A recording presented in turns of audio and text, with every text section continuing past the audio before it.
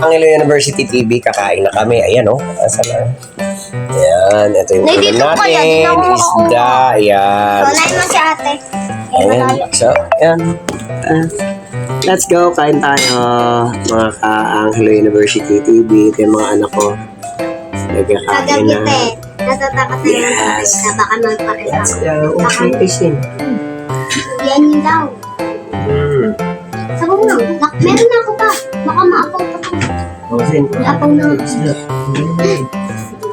Anak ka. Ha? Ayaw mo yan. Inasaw. Sarap yan. Ano ka ba? Ano? Talaga kasi gulay, di ba? Kasi masarap ang gulay. Di ba, Sen? Ayaw niya kasi gulay.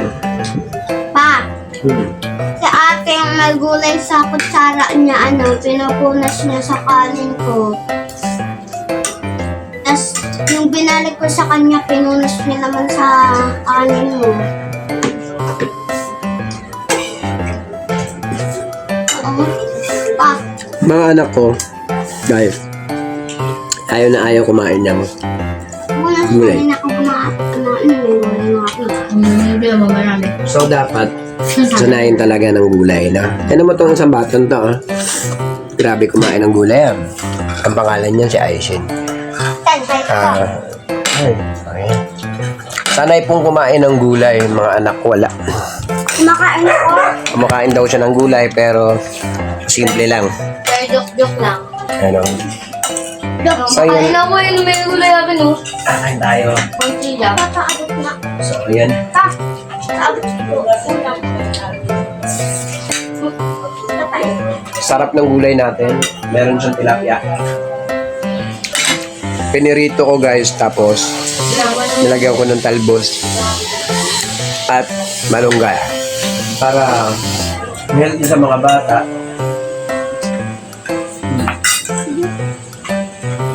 At the same time, matuto ko na kumain ng gulay, no?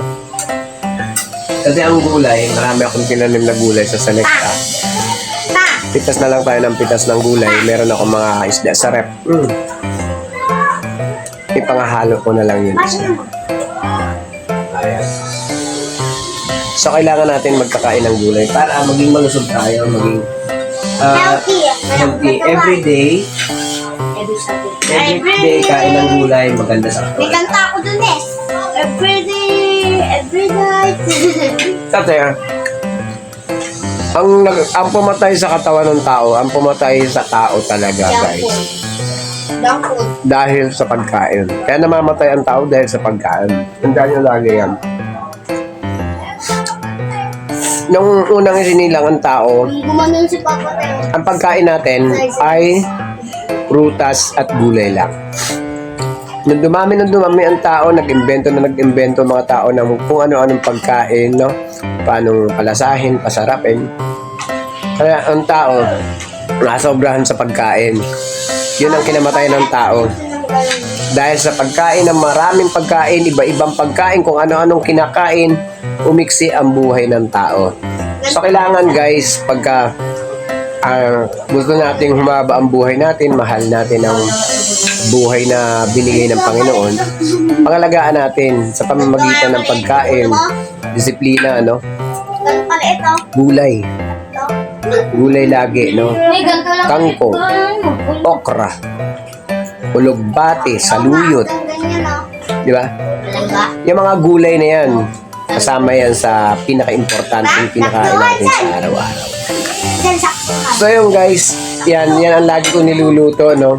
Saluyot, talbos, ulugbati, malunggay, Ganito ganito yun. patola, mixi, iba-iba para hindi tayo manawa, no?